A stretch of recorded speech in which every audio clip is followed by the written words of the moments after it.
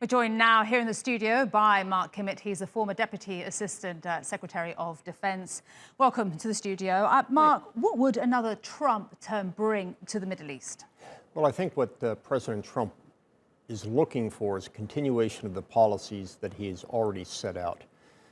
More and broader recognition of Israel, less American involvement militarily, more involvement diplomatically and economically, and candidly, a continued hard line against Iran. And if Joe Biden does become the 46th president of the United States, could you see decisions like moving the US embassy to Jerusalem and also talk and action of annexing Palestinian land, could that be undone under Joe Biden? Well, I certainly don't think he would move the embassy. How he would affect the Palestinian peace process, I think he would come in with more of a moderate view towards that, trying to balance the needs of both the Palestinians and the Israelis and not lean so heavily as this president has to Israel. Syria, let's talk about Syria now. How significant was the US decision to pull troops out of Syria? Well, it depends who you ask. My view was, and I've written about this extensively, that President Obama was very clear from the beginning of his administration, and in fact on his campaign, that he was going to get Americans out of wars that he did not see as an existential threat to the United States.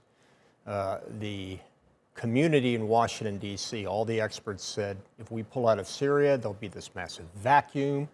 There'll be this parade of horribles. The Russians will come in. They will then continue on further. But in fact, that isn't what happened. We handed over our mission to, candidly, a friendly NATO ally who has done as good a job as the United States has done in terms of maintaining peace up in the northern portion of Syria in a very, very difficult problem overall.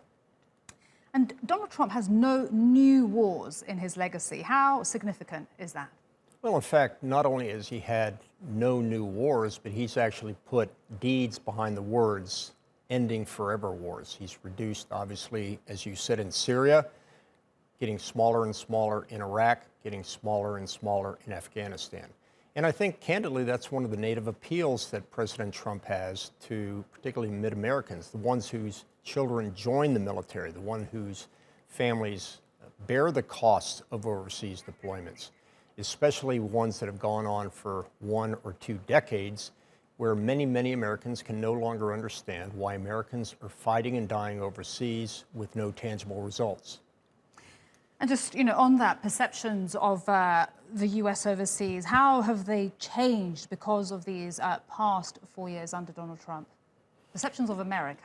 Well, the perceptions of America, obviously, is they see this president as a transactional president, one that doesn't necessarily have a philosophy nor an ideology, who approaches every foreign policy decision as a transaction. On the other hand, his supporters would say, no, this is a president that doesn't do things that aren't in America's interests, that rather than transactions, what President Trump does in foreign policy are investments. And if he can't be convinced that there's a return on that foreign policy investment, he's not going to make that investment. Transactional. Mark Kimmitt, thank you so much for having you here on US Election Day. We appreciate your time.